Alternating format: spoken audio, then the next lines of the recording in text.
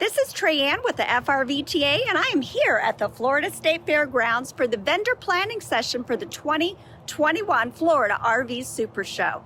Now, the show opens on January the 13th, but this is such a big show that we actually start preparations here at the fairgrounds 5 weeks in advance, kicking off with the vendor planning session, which we just held.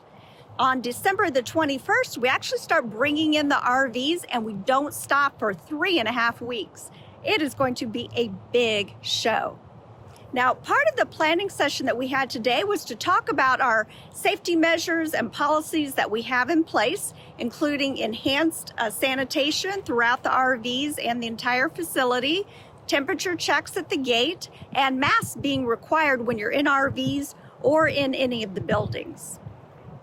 Now, as we get closer to opening day, I will be posting more updates on our YouTube channel, FRVTA, so make sure to subscribe, and we will see you at the show.